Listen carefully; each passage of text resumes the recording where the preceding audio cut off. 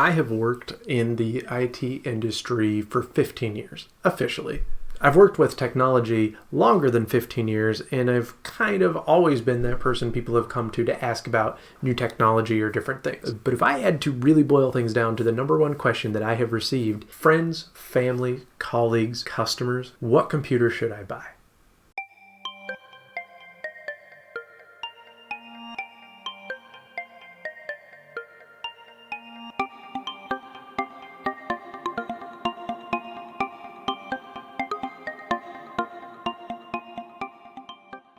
Now, there is a lot of research I could go into as to why I've come up with the answers that I have when people ask me, what computer should I buy? I worked at a college and I talked with parents and incoming students for 10 years. So 10 years of incoming freshman classes and their parents I talked to about the technology available, how to connect to the technology, etc.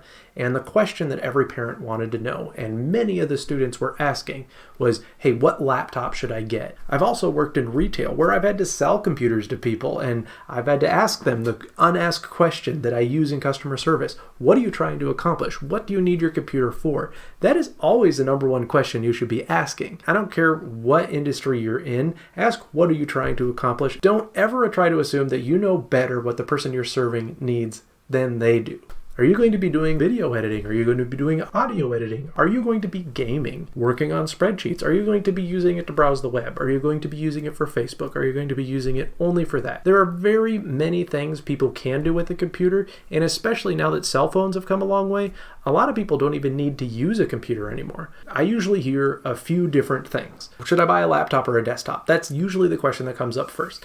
And really, you are always going to get a better value with a desktop. If you're going to buy a desktop, you're trading off portability, but you're going to have a better value. I'm not really going to talk a lot about desktops because we can get into a debate about that. What graphics card should I get? What processor should I get? Should I run AMD? Should I run Intel? I don't want to get that in depth. How do you talk to someone who is not technical about how to buy a laptop? Most people who are looking for a computer want some sort of portability. They do want that laptop. So I'm not going to talk a lot about what to get in a desktop. If you're looking at a desktop versus a laptop, you're going to be able to get probably everything you need and more from a desktop for less than you would for a laptop with roughly the same specs.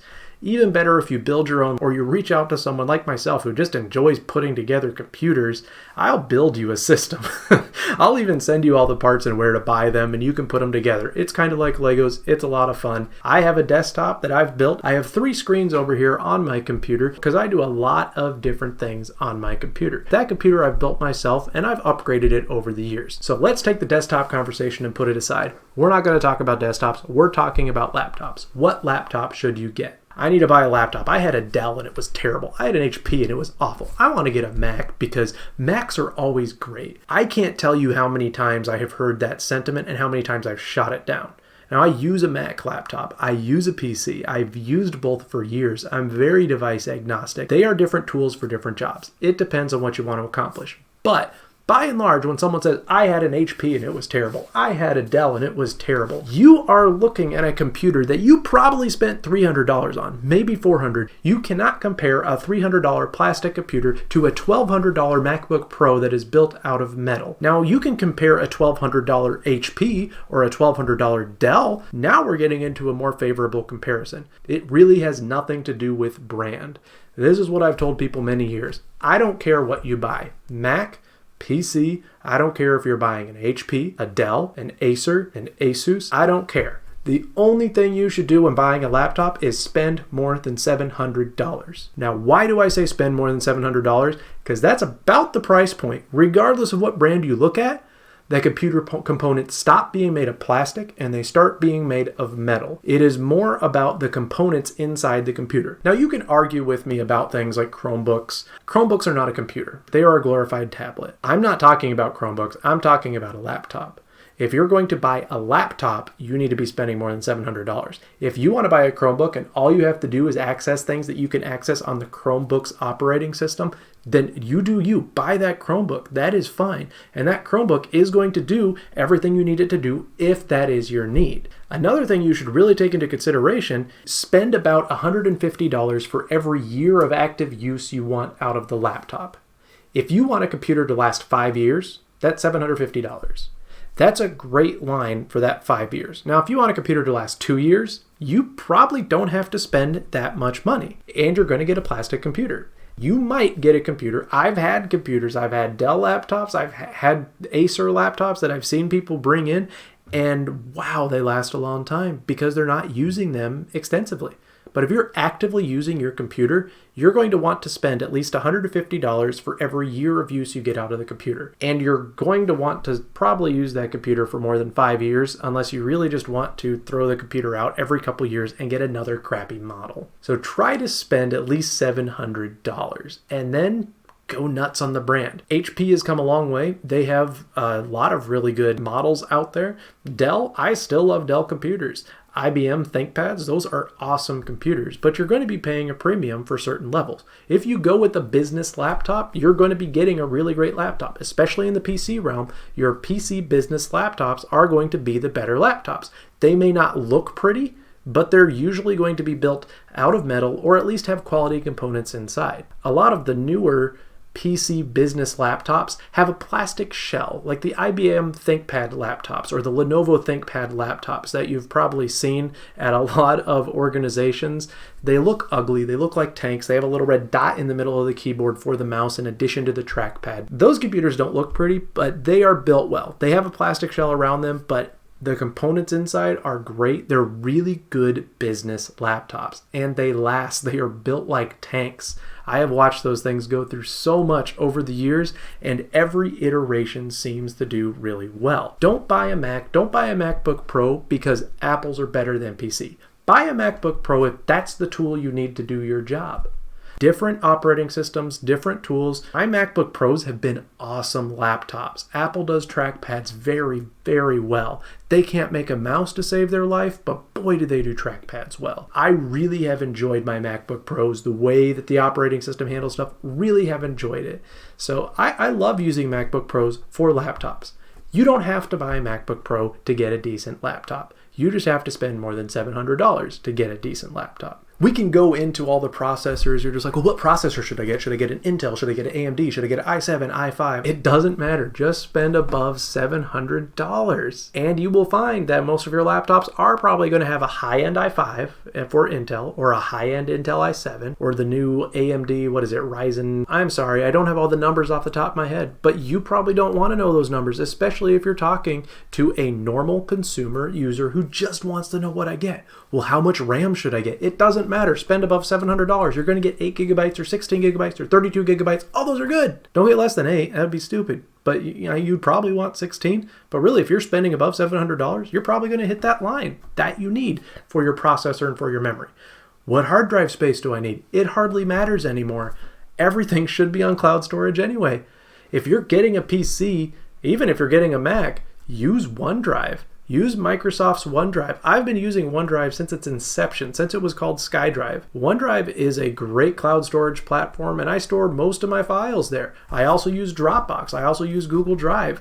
I don't use iCloud Drive because I just don't like Apple's system. But if you are a Mac user, use iCloud Drive. Store your files online, and your hard drive space isn't going to matter much. 256 gigabytes? Sure. As long as you have enough space to run your operating system and run downloads, you're fine with that. You don't have to get a 7 terabyte hard drive inside your laptop. Now, my desktop has about 7 terabytes in it because I'm storing a lot of information that I'm not backing up to cloud drives. And some of those drives are copying each other, so I'm maintaining information. You don't need that in a laptop. You just have to learn where to store your files. Because guess what? If you have your laptop and it breaks or it just stops working one day and you need to get files off of it, you know what? You're going to bring it to someone like me. They're going to open it up. They're going to pull the hard drive. They're going to put it into a little container and they're going to pull your files off and hand it to you.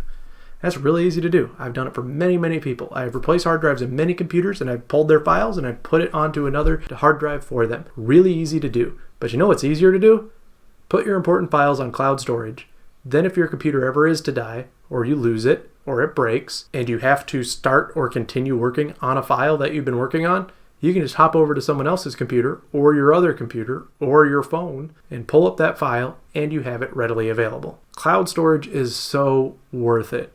put your files on cloud storage and you don't have to worry about how much storage space your computer has. Now, I know there's going to be a lot of people who will disagree in the Mac PC debate. I don't really want to get into that. I don't like fanboys on either side, and I can argue the benefits of both. Think about what you're trying to accomplish. Think about what you're going to do. If you're buying a laptop, spend above $700, and you're probably going to be happy with your purchase. There is something to be said for certain industries. I do photography, I do videography. I don't do that on my Mac. I do that on my PC because I built my PC to be able to handle the processing. I have a good graphics card. I have a good processor. My PC is built to be able to handle that. A lot of people will be like, well, you have to use a Mac if you're going to do video or audio or that. No, you don't. You don't have to use a Mac if you're going to do that. Use what you're comfortable with. If you have never used a computer and you're not comfortable with any computers, I will tell you that the Mac operating system is a lot more accessible to beginner users. If you've always used a PC, if you've always used Windows, stick with Windows. You're comfortable with it, you're probably going to be okay with that. And still, spend above $700 on your laptop. I cannot emphasize how important it is to buy a quality component. Don't buy the $200 Blue Light Kmart special laptop and then be surprised that it didn't last more than a year. You didn't spend more than $150 per year you wanted to get out of the computer. It's going to fail and you won't be happy. And it doesn't matter on customer service either.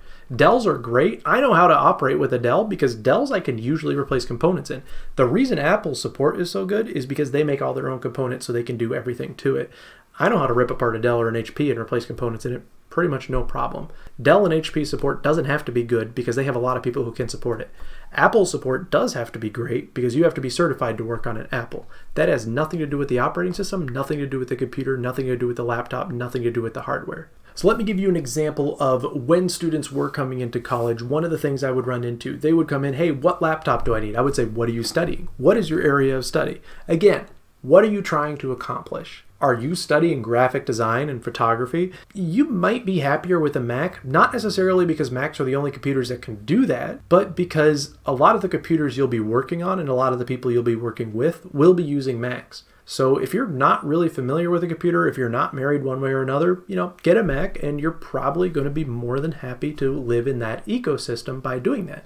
But if you're a PC user and you're comfortable with a PC, do what I did. Get yourself a laptop, maybe even a MacBook Pro like I have. Install Windows on it. You could still use Windows on it. You could still use the Mac operating system. Build your own PC and put good enough hardware in it so you can do all of your audio editing, your video editing, your photo editing. Because if you're familiar with PC, why put yourself back by learning a new operating system that you actually might not enjoy? Same thing with the Mac. If you are used to Macs and you've grown up with Macs and you've used the Apple ecosystem, why would you get a PC unless you truly needed a PC? I remember talking to students who were coming in and they were going into engineering and they said, well, I need a gaming PC because all the engineering software only works on Windows computers on PC. They're not built for Macs, which is true.